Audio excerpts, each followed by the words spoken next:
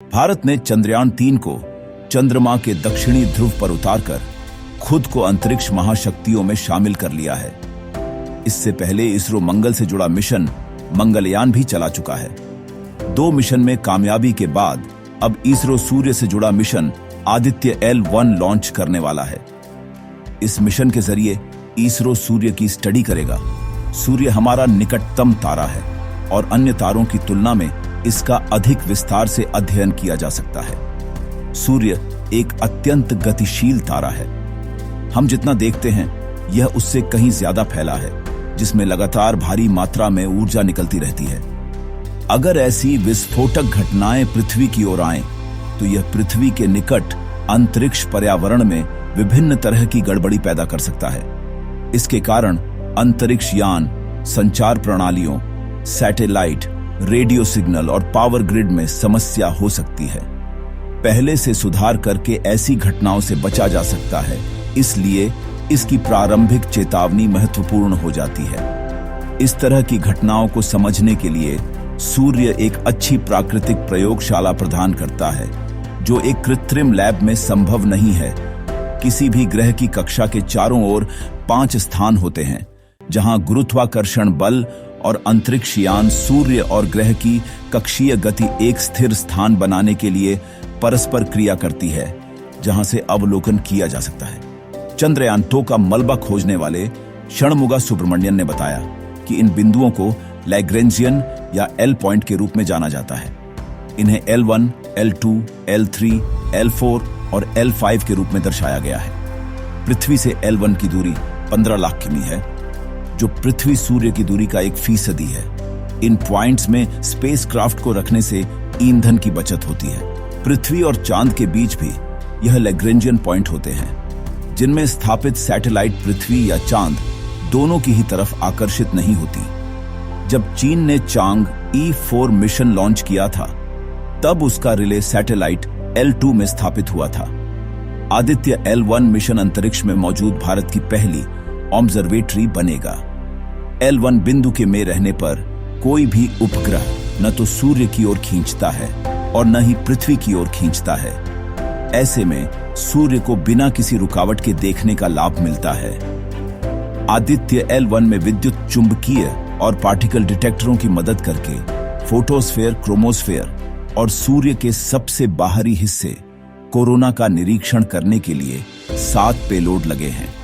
इसके 4 पेलोड सीधे सूर्य को देखेंगे और बाकी 3 L1 पर कणों और क्षेत्रों का अध्ययन करेंगे। पेलोड से coronal heating, coronal mass ejection, pre flare और फ्लेयर गतिविधियों और अंतरिक्ष मौसम का अध्ययन करने से जुड़ी जानकारी मिलने की उम्मीद है। आदित्य L1 को PSLV-C-57 रॉकेट के जरिए लो अर्थ ऑन ऑर्बिट में स्थापित किया जाएगा। इसके बाद पृथ्वी का अंडाकार आकृति में चक्कर लगाते हुए यह L1 पॉइंट की ओर बढ़ेगा। आदित्य L1 को हेलो ऑर्बिट में डाला जाएगा, जहां पर L1 पॉइंट होता है। यह पॉइंट सूरज और धरती के बीच में स्थित होता है, लेकिन सूरज धरती की दूरी की तुलना में मात्र 1% है। इस यात्रा में इसे 127 दिन लगने वाला है। इसे कठिन इसलिए माना जा रहा है क्योंकि इसे 2 बड़े ऑर्बिट में जाना है। यहां पहला कठिन ऑर्बिट है धरती के स्फीयर ऑफ इन्फ्लुएंस से बाहर जाना, क्योंकि पृथ्वी अपने गुरुत्वाकर्षण शक्ति से उसके आसपास हर चीज को खींचती है। इसके बाद है क्रूज फेज और हेलो ऑर्बिट में L1 पोजीशन को कैप्चर करना। अगर यहां उसकी गति को नियंत्रित नहीं किया गया, तो वह सीधे सूरज की तरफ चलता चला जाएगा और जलकर खत्म हो जाएगा। सूरज की अपनी ग्रेविटी है, यानी गुरुत्वाकर्षण शक्ति। धरती की अपनी ग्रेविटी है। अंतरिक्ष में जहां पर इन दोनों की ग्रेविटी टकराती है, या यूं कहें जहां धरती की ग्रेविटी खत्म होती है, वहां से सूरज की ग्रेविटी का असर शुरू होता है। इसी पॉइंट को लैग्रेंज पॉइंट कहा जाता है। भारत का आदित्य लैग्रेंज पॉइंट 1 यानी L1 पर तैनात होगा। दोनों की ग्रेविटी की जो सीमा है, वहां कोई छोटी वस्तु लंबे समय तक रह सकती है। वह दोनों की ग्रेविटी के बीच फंसी रहेगी। इससे स्पेसक्राफ्ट का ईंधन कम इस्तेमाल होता है, वह ज्यादा दिन काम करता है। L1 सूरज और धरती की कुल दूरी का 1% हिस्सा है, यानी 15 लाख किलोमीटर, जबकि सूरज से धरती की दूरी 15 करोड़ किलोमीटर है। सूरज से ही हमारे सौर मंडल को ऊर्जा मिलती है। इसकी उम्र करीब 450 करोड़ साल मानी जाती है। बिना सौर ऊर्जा के धरती पर जीवन संभव नहीं है।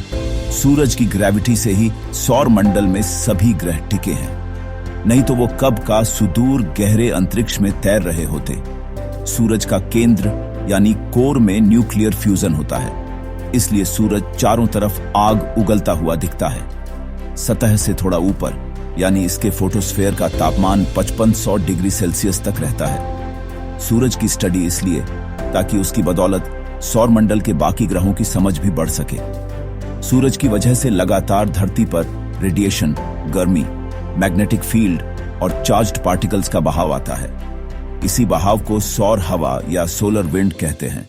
ये उच्च ऊर्जा वाली प्रोटॉन्स से बने होते हैं। सोलर मैग्नेटिक फील्ड का पता चलता है, जो कि बेहद विस्फोटक होता है। यहीं से कोरोनल मास इजेक्शन होता है। इसकी वजह से आने वाले सौर तूफान से धरती को कई तरह के नुकसान की आशंका रहती है। इसलिए अंतरिक्ष के मौसम को जानना जरूरी है। यह मौसम सूरज की वजह से बनता और बिगड़ता है।